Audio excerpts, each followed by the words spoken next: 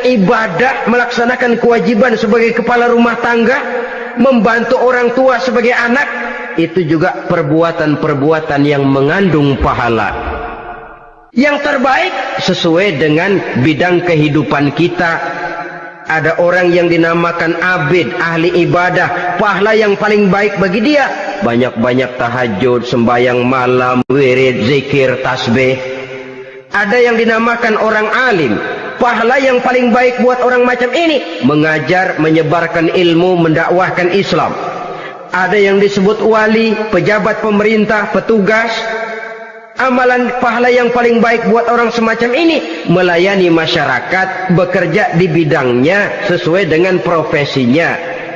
Saudara hadirin yang saya hormati, jadi dengan demikian perbuatan-perbuatan yang mengandung nilai-nilai pahala ini bisa perbuatan yang menurut kita kecil namun punya nilai besar, apalagi perbuatan besar dengan biaya yang besar, tentu makin besar juga pahala yang disediakan oleh Allah Subhanahu wa taala. Oleh karenanya, kalau kita bercermin dari ayat Quran, hidup ini kesempatan untuk berbuat baik. Huwallazi khalaqal mauta wal hayata liyabluwakum ayyukum ahsanu amala. Dialah Allah Tuhan yang telah memberikan hidup dan mati kepadamu untuk menguji kamu siapa di antara kamu yang paling baik amal perbuatannya. Jadi tidak saya rinci, tapi cukuplah satu penjelasan global. Perbuatan yang berpahala adalah perbuatan melaksanakan perintah Allah atau anjuran Allah dengan dasar ikhlas, dengan tujuan untuk mencapai ridho Allah semata-mata. Lalu apa perbuatan yang mengakibatkan dosa itu? Saudara-saudara, dosa lahir akibat melakukan larangan Allah atau mengerjakan yang dicelaknya. Nah, para ulama ada yang membagi dosa itu menjadi dua bagian. Ada dosa-dosa kecil, ada dosa-dosa besar. Tetapi sebenarnya ditinjau dari segi hakikatnya, kalau sudah melakukan satu kesalahan yang mengakibatkan dosa, jangan dilihat besar dan kecilnya, tapi kepada siapa dosa itu kita kerjakan. Sebab kalau dosa kita anggap satu yang kecil, orang akan terangsang untuk mengerjakan yang kecil-kecil saja. Sehingga dengan demikian, yang kecil pun akan menjadi besar kalau ditumpuk-tumpuk. Sedangkan yang besar bisa saja menjadi kecil kalau selalu diiringi dengan permohonan ampun kepada Allah. Itu sebabnya para ulama sufi, orang-orang tasawuf mengatakan la saghair ma'al istimrar wa la kabair ma'al istighfar. Tidak ada dosa yang kecil kalau dikerjakan terus-menerus, dan tidak ada dosa yang besar kalau digempur tiap saat dengan perbuatan istighfar atau memohon ampun kepada Allah Subhanahu wa taala. Cuma saja pada umumnya, karena dosa-dosa kecil itu lebih mudah taubatnya, dan ada janji Nabi, barang siapa yang meninggalkan dosa-dosa besar akan diampuni dosa-dosanya yang kecil-kecil. Oleh karena itu, pada kesempatan ini kita akan juga bicarakan apa saja yang termasuk klasifikasi dosa-dosa besar, dengan harapan kita bisa menjaga diri, menyelamatkan diri, jangan sampai terjatuh ke dalam dosa-dosa yang besar tadi. Tetapi bukan berarti kita harus terangsang melakukan dosa-dosa yang kecil. Ah, biarin kecil ini, tobatnya gampang. Ah, dosa kelas teri. Ah, dosa itu kan tidak kelihatan. Lalu terangsang melakukan perbuatan dosa-dosa walaupun kecil, kalau berlarut terus-menerus dia akan tumbuh menjadi dosa yang besar. Oleh karenanya, jangan sampai mengundang pengertian kalau kita membicarakan dosa-dosa yang besar lalu terangsang melakukan dosa-dosa yang kecil. Karena bagaimanapun juga dosa kecil dan dosa besar sama dalam arti kepada Allah kita melakukan kesalahan. Dan dosa yang kecil pun kalau bertumpuk, dia akan menjadi banyak. Saudara-saudara kaum muslimin rahimakumullah, ada beberapa jenis dosa-dosa besar. Jenis yang pertama asyirku billah, syirik atau menyekutukan Allah. Dari sekian deretan dosa-dosa besar, syirik ini merupakan bapak moyangnya dosa. Dedengkotnya dosa itu syirik, menyekutukan Allah. Bahkan dosa yang lain Allah masih mau mengampuni. Tapi kalau sudah syirik, menyekutukan Allah, itu sudah satu dosa yang tidak berampun sama sekali. Oleh karena itu tepat pesan Imam Ghazali tadi. Jadi di safinah fa innal bahra amik. Jaga iman, pelihara akidah, dandani kapal. Karena hidup ini gelombang lautan sangat dalam, hidup banyak cobaan. Di dalam hidup di zaman sekarang ini, saudara bisa perhatikan, di mana tensi ekonomi tinggi, lapangan kerja sulit, persaingan hidup makin tajam, sifat egois dan individualis tumbuh di mana-mana, rasa solidaritas sosial menurun, sifat gotong royong musnah, orang mudah potong kompas, potong jalan, ingin cepat kaya, ingin cepat naik pangkat, ingin dapat kedudukan. Kadang-kadang akidah pun terjual, akidah pun musnah, jatuh ke jurang syirik pun tidak jadi soal. Itu yang kita khawatirkan. Kalau dosa-dosa yang lain Allah masih mau mengampuni, tapi kalau sudah jatuh kepada syirik, Allah sama sekali tidak akan memberikan ampun. Dalam kaitan dengan ini barangkali tepat sinyalemen Imam Ali itu. Andai kata kemiskinan merupakan satu kepribadian, saya akan membunuhnya lebih dahulu. Artinya memang kemiskinan ini sering mendorong orang kepada jurang kemusyrikan. Tidak tahan menghadapi godaan perut akibat tensi ekonomi yang tinggi, lapangan kerja yang sulit. Iman pun jadilah ditukar dengan 3 liter beras. Akidah pun jadilah dibarter dengan 3 bungkus supermi, dengan pakaian bekas, dengan obat-obatan. Tidak jadi soal baginya mengejar kebahagiaan yang relatif singkat dengan mengorbankan kebahagiaan yang abadi. Persis ibarat pepatah, nyari jarum kampak hilang. Mencari sesuatu yang kecil, yang besar jadi sia-sia. Membela perut, mengorbankan akidah. Na'udzubillah summa na'udzubillah. Saudara-saudara kaum muslimin rahimakumullah. Ini fakta. Ini kenyataan. Dan hal semacam ini tidak bisa diatasi cuma dengan ceramah, simposium, diskusi, seminar. Apalagi Nabi berpesan, solahu ummati bil ilmi wal mal. Umatku hanya bisa menjadi baik akidahnya dengan ilmu dan harta. Itu bahasa Nabi. Kalau bahasa kita sekarang, dengan ekonomi dan pendidikan. Ilmu, pendidikan, ekonomi, harta. Tanpa itu sangat besar kemungkinan kita bisa menjual akidah terjerumus di lembah kemusyrikan. Maka terutama kepada saudara-saudara saya, muslimin yang terpencil jauh dari kota-kota besar, yang kadang dalam kehidupan seharinya imannya sering digoda oleh supermi, akidahnya sering ditantang oleh pembagian beras, pakaian-pakaian bekas, obat-obatan dan sebagainya. Jaga dan bentengi akidah kita. Lebih baik nyawa berpisah dari badan, asal iman jangan berpisah dari hati. Kepada adik-adik saya para remaja, para pemuda di kota-kota besar, yang iman dan akidahnya sering ditantang dengan minuman-minuman keras, fasilitas-fasilitas yang menghanyutkan, yang secara terarah dan praktis sedikit demi sedikit menggiring kita untuk keluar dari nilai-nilai akidah. Hati-hati, jaga baik-baik, sebab intan paling mahal, mutiara paling berharga, tidak lain nilai iman ini. Tergelincir kita daripadanya, jatuh ke lembah kemusyrikan, jatuh ke satu dosa yang teramat besar, yang Allah tidak akan pernah memberikan ampun lagi. Ini dosa besar yang pertama. Yang kedua, qatlun nafsi illa bil haq. Membunuh orang tanpa alasan yang benar. Di zaman kesulitan ekonomi kadang-kadang orang mudah nekat.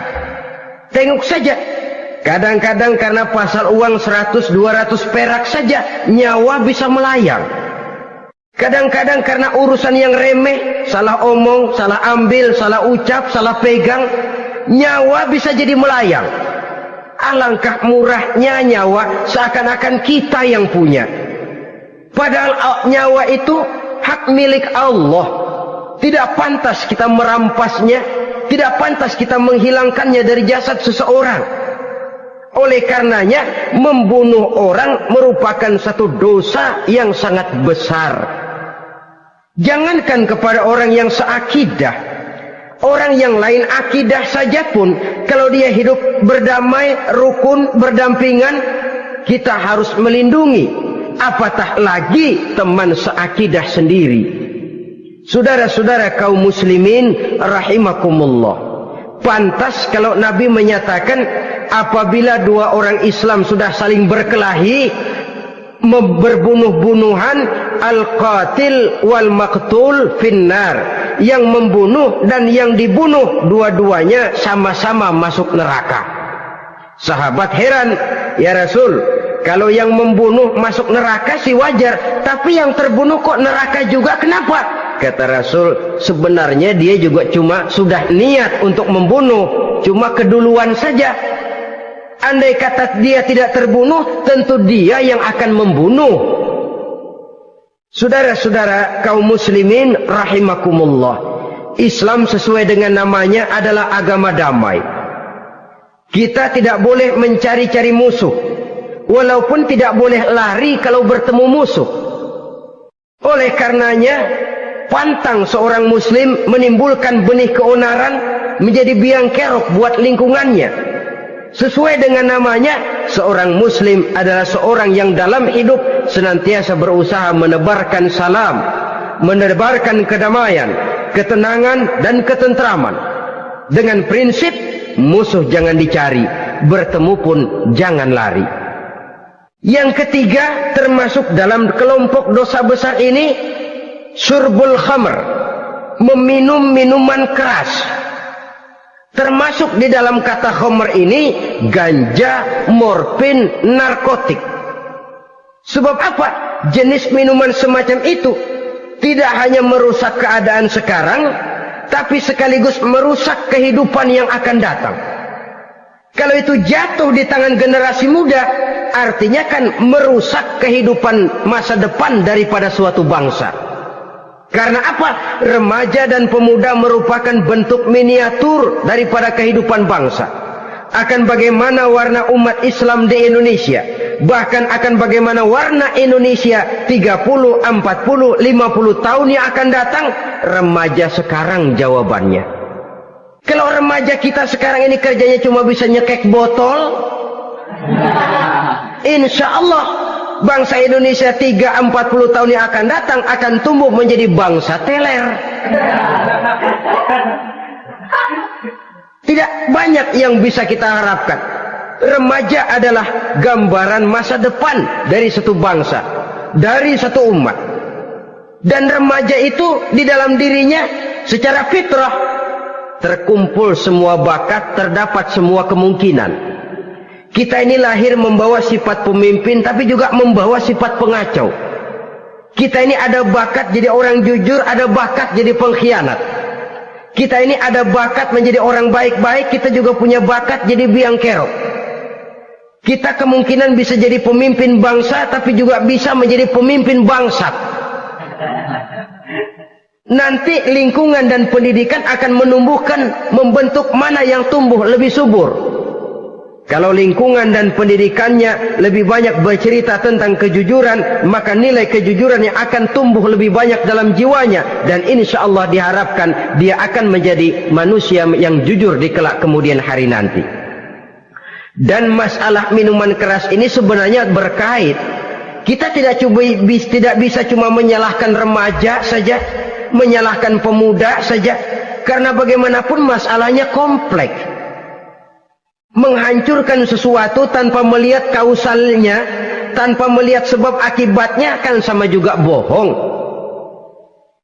Kemungkinan karena broken home, kemungkinan karena pergaulan, kemungkinan karena kurang perhatian orang tua, kemungkinan karena akibat bacaan, tontonan, atau fasilitas berupa dibukanya pabrik-pabrik minuman keras, dijualnya minuman-minuman keras, di warung-warung yang remang-remang, yang memberikan kenikmatan, kebahagiaan, dan kebanggaan tersendiri, sehingga akhirnya orang terangsang untuk datang dan minum di sana. Pada dasarnya memang sepele, cuman minum, nggak ngerugiin orang lain kan? Iya, pada waktu minum. Tapi dikala sudah mabuk, out of control, apapun bisa kita lakukan. Yang kita ucapkan kita tidak sadari lagi, yang kita kerjakan tidak kita sadari lagi. Dikala itu segala macam kejahatan bukan sesuatu yang tidak mungkin untuk kita laksanakan. Nggak ngerugiin orang lain, memang pada saat mau minum. Tapi begitu minum, mabuk, kita bisa merugikan orang lain. Setidaknya merugikan diri sendiri. Pertumbuhan IQ menjadi lemah, semangat kehidupan hilang, gairah kerja menurun, kalau tidak ada sama sekali. Lalu apa yang bisa kita lakukan di dalam kehidupan? Dan akan lebih celaka kalau ini menimpa kehidupan generasi muda kita. Kadang-kadang yang ironi ya, kalau yang orang tuanya mampu barangkali masih tertolong, tapi yang orang tuanya kondisi ekonomi lemah masih kepengen teler juga. Orang tuanya nggak mampu masih pengen mabuk. Dari ganja, morfin nggak dapat, akhirnya kaleng cet diisepin. Yang penting kan bisa teler, mendatangkan satu kebahagiaan tersendiri. Itu sebabnya memang satu kejahatan menurut teori polisi ya, hanya bisa terjadi karena faktor N dan K, niat dan kesempatan. Niat ada, kesempatan ada, jadi orang jahat. Kurang salah satunya, biasanya kejahatan terbendung. Niat ada, kesempatan tidak ada, sulit berbuat jahat. Kesempatan ada, niat tidak ada, tidak mungkin orang jahat. Tapi yang paling dominan sebenarnya niat. Kalau niat sudah kuat, kesempatan bisa dicari, kesempatan bisa diciptakan. Biar hansip nongkrong, ditungguin lengahnya. Iya, biarin jam 11 sampai jam 2, matanya melotot. Jam 3 dia mulai ngulet, ngempet. Nah, di saat itu saya masuk ke rumahnya. Kalau niat kuat, kesempatan bisa diciptakan. Dan kalau sudah niat, ini masalah hati. Kalau sudah masalah hati, menyangkut soal moral. Moral artinya sudah masuk kepada kehidupan agama. Saudara-saudara kaum muslimin rahimakumullah. Yang keempat yang termasuk jenis dosa besar, az-zina, perbuatan zina. Di zaman pergaulan bebas dengan prinsip free love, free sex ini, tengok sudah berapa banyak gadis-gadis bergelimpangan jadi korban. Berapa banyak bayi-bayi yang lahir ke dunia tanpa tahu kemana dia mesti memanggil bapak. Apakah deretan jumlah korban ini masih harus bertambah lagi? Paling tidak, biarlah yang sudah jadi korban, tapi jangan bertambah lagi hendaknya. Masing-masing kita berupaya menahan diri. Termasuk dalam kategori zina ini, yang merupakan cabang-cabangnya, liwat, homoseks, lesbian, masturbasi. Bahkan masturbasi itu termasuk jenis zina tangan, dan itu juga merupakan satu dosa. Di samping dosa juga merusak diri, karena bagaimanapun juga dia akan mengurangi kemampuan daya pikir seseorang. Maka agama memberikan jalan keluar. Pesan Nabi, ya ma'syara syabab, man istata'a minkumul ba'at falyatazawwaj. Hai para pemuda, kata Nabi, barang siapa di antara kamu yang sudah bisa ba'at, yang sudah mampu ba'at. Ba'at itu artinya memberikan nafkah, baik nafkah zahir maupun nafkah batin. Falyatazawwaj, maka hendaklah dia kawin. Jadi yang maksud ba'at ini ya nafkah zahir, ya nafkah batin. Kita kadang-kadang cuma bisa ngasih nafkah batin saja sudah merasa pokoknya kan saya sanggup untuk kawin, lalu kawin tanpa kehilangan, dengan kehilangan pertimbangan. Saudara-saudara, wa in lam yastati, adapun kalau dia belum mampu, fa alaihi bisyam, hendaknya dia banyak puasa. Fa innahu lahu wija, karena puasa itu akan merupakan benteng jangan sampai orang memperturutkan hawa nafsunya. Andai kata puasa belum hobi, banyaklah olahraga para pemuda, para remaja. Karena dengan olahraga, pemikiran untuk memperturutkan hawa nafsu agak sedikit terkendali dan energi tersalurkan dalam bentuk yang positif. Pendeknya kreatif, banyak kegiatan. Ini pesan Imam Syafi'i tepat itu. Kata beliau, inni ra'aitu wuqufal ma'i yufsiduh insala toba wa illam yajri lam yatib. Aku melihat air kalau diam rusak, tapi kalau dia mengalir jernih.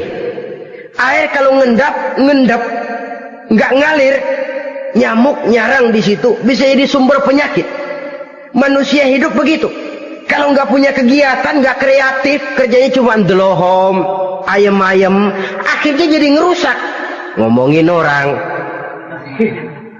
Jano ngapa? Ano.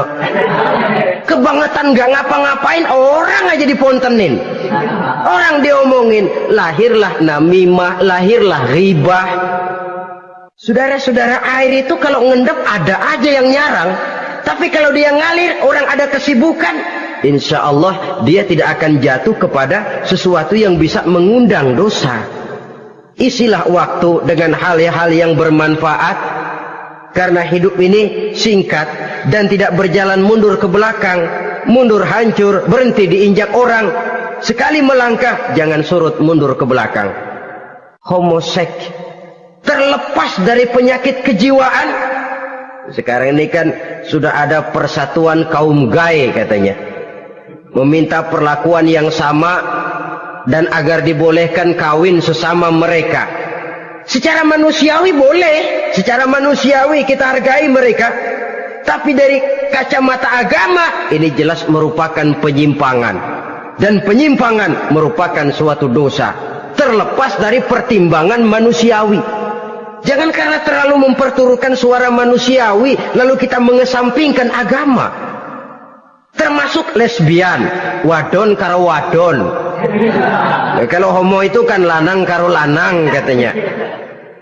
Saudara-saudara kaum muslimin rahimakumullah, ini bukan penyakit baru. Liwat, homoseks sudah dikenal dari zamannya Nabi Lut, laki dengan laki. Lesbian dari zaman istrinya Nabi Lut. Terlepas dari penyakit kejiwaan, dari segi agama ini merupakan penyimpangan dan merupakan dosa yang besar. Yang kelima, yang termasuk jajaran dosa kelas kakap, qazful mu'minina wal mu'minat, menuduh orang mukmin yang baik-baik, laki atau perempuan, melakukan perbuatan zina sehingga hancur namanya di masyarakat. Ini merupakan satu perbuatan dosa yang sangat besar dan sangat dimurkai oleh Allah. Saudara-saudara kaum muslimin rahimakumullah, oleh sebab itu tentang masalah ini, kalau memang tidak ada saksi, jangan sembarang kita enteng lidah menuduh orang lain berbuat zina, menuduh orang lain berbuat serong. Dosanya kelewat besar di dalam kehidupan. Karena apa? Mencari harga diri itu berat, memelihara kehormatan diri jauh lebih berat. Satu kali orang dihancurkan namanya di masyarakat, dia akan terisolir jadinya. Oleh karenanya berlindung kita kepada Allah, jangan sampailah dihinggapi oleh sifat ini. Karena sentimen kita kepada seseorang, karena hasad kita kepada seseorang, tidak senang melihat orang lain lebih maju, lalu lidah ini seenaknya saja mengucapkan kata, padahal sanksi dan resikonya sangat besar. Yang kita tuduh barangkali mendapat pahala dari Allah, kita sendiri yang menuduh tanpa saksi, tanpa alasan yang benar, mendapat dosa yang sangat besar. Saudara-saudara, memang kadang-kadang aneh dalam hidup ini. Seorang pelacur biasanya bisa menjaga mulutnya di masyarakat, kata-katanya baik, sopan. Kenapa? Karena mulut yang satu sudah tidak terjaga.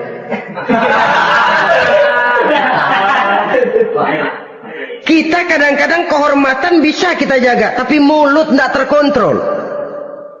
Ngomong saenake dhewe, bikin orang mangkel, kesal, fitnah sana, fitnah sini, menghancurkan nama baik orang, ngomongin yang macam-macam. Bagai-bagai macamlah caranya. Saudara-saudara kaum muslimin yang berbahagia. Jadi dengan demikian, menuduh orang lain berbuat zina, sedangkan orang itu tidak pernah melakukannya, ini termasuk satu dosa yang sangat besar di dalam kehidupan ini. Yang keenam, al-'aqu bil walidain, durhaka kepada ibu bapak. Seorang anak, bagaimanapun banyak nilai ibadahnya, banyak kebaikan di masyarakat, menyandang berbagai macam gelar, pangkat dan jabatannya tinggi, tapi kalau sudah durhaka kepada kedua orang tuanya, alamat hidup tidak lagi membawa keberkahan. Dan itu dosa yang sangat besar. Sampai Nabi sabdakan, ridho Allah ada di dalam keridhaan ibu bapak, murka Allah pun ada di dalam kemurkaan ibu dan bapak. Walaupun belum tentu setiap kita orang tua, tapi yang jelas setiap kita adalah anak, dan setiap anak punya ibu dan bapak. Jangan sampai kacang lupa kepada kulitnya.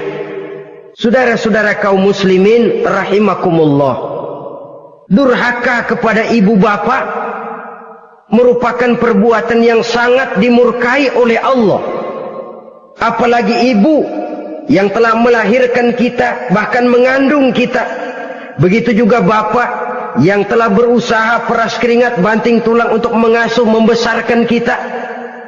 Tidak ada perbuatan baik yang kita lakukan untuk bisa menebus kebaikan daripada ibu dan bapak kita.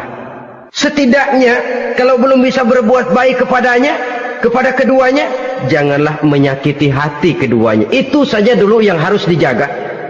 Kadang-kadang sudah berbuat baik enggak, nyakitin melulu. Sudah nyenangin belum bisa, saban sehari nyakitin saja. Padahal kedua orang tua itu doanya manjur, sebagaimana sumpahnya juga bisa jadi kenyataan, dan sering bahkan menjadi kenyataan. Sampai ibu bapak sudah wafat, sudah meninggal sekalipun, kewajiban berbakti masih harus terus dilakukan oleh seorang anak. Lalu yang ketujuh, at-tawalli yaumaz zahfi, berpaling pada hari pertempuran. Orang sedang sibuk-sibuk menghadapi musuh, maksudnya berjuang membela agama ini, dia lari menyelamatkan diri. Pengecut, mental munafik. Ayo, kalau demi agama, mari kita maju ke depan. Allahu Akbar, yang besar Allah, yang lain kecil semua, maju. Orang lain maju serentak, dia mundur jauh ke belakang. Mental munafik, mental calo, istilah sekarang ini. Oh, itu calo, mental calo, Tuhan gedek banget itu. Coba ya, calo itu paling sibuk nyuruh penumpang naik, tapi sementara penumpang naik sampai ke tempat tujuan masing-masing, calonya nggak kemana-mana, diem aja di situ, cuma orang aja disuruh naik. Saudara-saudara, kerja bakti, orang turun ke comberan, dia naik ke tempat tidur. Mundur di hari pertempuran, menyebabkan orang lain gugur, dia sendiri menyelamatkan diri. Mental pengecut, mental munafik, itu merupakan dosa yang sangat besar. Saudara-saudara kaum muslimin rahimakumullah, itu sebabnya agama itu memerlukan keberanian, memang, tapi bukan keberanian yang tanpa perhitungan. Sebab berani tanpa berhitung namanya berani babi. Kita berani kalau benar, kita harus takut kalau salah. Jangan dibalik. Salah berani, nekat namanya. Benar takut, pengecut namanya. Orang yang pengecut adalah orang yang takut membela kebenaran. Orang yang nekat sesungguhnya udah salah nggak malu lagi, udah salah nekat lagi, merasa rugi berbuat kebaikan, puas kalau berbuat kejahatan. Padahal Nabi pesan, siapa yang berbuat dosa sambil tertawa, nanti dia akan masuk neraka sambil menangis. Karena itu dipesan pula di dunia ini, sering-seringlah mencuci mukamu dengan air mata taubat, cuci lidahmu dengan zikir kepada Allah, bersihkan hatimu dengan air ikhlas. Saudara-saudara kaum muslimin rahimakumullah, kan ada toh orang berbuat baik nggak gembira, tapi berbuat jahat malah puas. Atau sama saja orang lain berbuat baik hatinya kesel, orang lain berbuat jahat dia malah mendukung, atau orang lain tergelincir berbuat jahat dia malah girang. Ini kan tidak objektif, karena yang berbuat baik orang yang dia keselin dia nggak seneng, tetapi karena yang berbuat jahat orang yang dia senengin dibenerin juga. Itu nggak objektif namanya. Mundur di hari pertempuran pada saat saudara-saudara kita sedang menghadapi musuh, sikap pengecut yang sangat dibenci Allah. Yang kedelapan, termasuk kelompok dosa besar, aklu malil yatim, makan harta anak yatim. Kadang-kadang ada orang mengeksploitir loh nasib anak-anak yatim, karena biasanya para dermawan peka kalau mendengar nasib yatim, memberikan santunan. Si yatim belum makan, yang ngurusin udah pada kenyang. Mengeksploitir, memakan harta anak yatim termasuk dosa yang sangat besar. Sehingga Nabi pesan, ana wa kafilul yatim kahataini yaumal qiyamah. Aku dan orang yang menyantuni anak yatim seperti dua jari ini di hari kiamat. Rumah yang paling dimuliakan Allah adalah rumah yang di dalamnya ada anak yatim yang hidupnya dihormati, hidupnya disantuni, keperluannya dicukupi. Maaf saja, tahap kita menyantuni anak yatim ini baru tahap setahun sekali. Kalau Muharram kita agungkanlah, kita besarkan. Lebaran yatim katanya, kita kumpulkan dana, kita usap kepala yatim, kita kumpulkan beras, kita bagikan hari itu. Perkara bulan depan kelaparan, kita tutup kuping. Perkara bulan berikutnya dia kelaparan, kita masa bodoh. Bahwa di bulan Muharram kita santuni yatim piatu itu sudah baik. Tapi akan lebih baik lagi kalau kita sanggup menjadi bapak asuh mereka, memikirkan sekolah mereka, ada kontinuitas. Kalau mereka diasuh oleh orang lain, lalu bertukar agamanya, berpindah akidahnya, kita ngomel habis-habisan. Tapi kita ada kemampuan, kita tidak mau berbuat semacam itu. Ya sama juga bohong namanya. Saudara-saudara kaum muslimin rahimakumullah, orang yang menyantuni yatim mendapat pahala besar. Tapi orang yang mengkorup harta anak yatim, dosanya juga sangat besar. Berhati-hatilah kalau kita diberikan kepercayaan oleh masyarakat untuk mengurus anak-anak yatim, karena pahalanya besar, resikonya juga besar. Yang kesembilan, syahadatuz zur, sumpah palsu. Sebab sumpah palsu ini menggunakan nama Allah untuk sesuatu yang tidak benar. Nama kita saja dibawa untuk yang tidak benar, kita jengkel. Nama kita dipalsukan untuk sesuatu yang tidak baik, kita kadang-kadang jengkel. Tidak puas jengkel, menuntut melalui saluran hukum. Kenapa? Nama saya dicatut. Bagaimana lagi kalau nama Allah kita pakai untuk bersumpah, sumpahnya palsu, menguntungkan kita, merugikan orang lain, Allah murka betul. Maka sumpah palsu termasuk deretan dosa-dosa besar. Apalagi yang ke-10, aklu riba, makan riba alias renten. Ini kan yang cepat mendatangkan uang. Kadang-kadang kalau yang bikin riba itu orang awam barangkali, ya masih kita maklumin. Kadang-kadang penyakit ini datang menimpa mereka juga yang kita kenal kebaikannya. Bahkan suka datang ke musola, rajin ke masjid. Kadang-kadang riba masih dimakannya. Karena ini cara cari duit paling enak. Duit utuh, tambahnya terus masuk. Na'udzubillah summa na'udzubillah. Itu yang diibaratkan dalam perjalanan Mi'raj, waktu Nabi diperlihatkan neraka. Orang perutnya sebesar rumah, dililit ular. Diseret-seret itu hancur perutnya, dibulatkan lagi, diseret lagi, hancur lagi, dibulatkan lagi, terus menerus begitu. Dia berteriak, mengerang, mengeluh, mengaduh kesakitan. Nabi tanya, itu apa Jibril? Itu contoh dari umatmu yang suka makan riba Muhammad, makan renten. Saudara-saudara, ini kan mencekik leher orang. Orang sedang kesulitan, Kelihatannya si baik, menolong, tapi di belakang menolong itu nyekek. Di belakang nolong itu nyekek, dan nyekek itu sebenarnya tujuan utamanya. Orang yang menjalankan riba pada dasarnya tidak punya kemanusiaan kok. Kalau dia kelihatannya mau menolong, kelihatannya motifnya mencari untung di belakang itu. Jauh dari kemanusiaan. Yang ke-11, saudara-saudara, termasuk jajaran dosa besar itu qat'ur rahim, memutuskan silaturahmi, marah, hobi sama marah. Kalau 3 hari nggak marahan sama orang, ngebet palanya. Selalu nyari gara-gara. Kalau udah marah berlaku perpanjangan waktu. Tahun, 2 tahun, kadang-kadang seumur hidup. Saudara hadirin yang saya muliakan. Apalagi mengurangi timbangan termasuk kelas dosa besar. Makan suap termasuk dosa besar. Semir menyemir dosa besar. Apalagi bunuh diri. Nah ini, bunuh diri.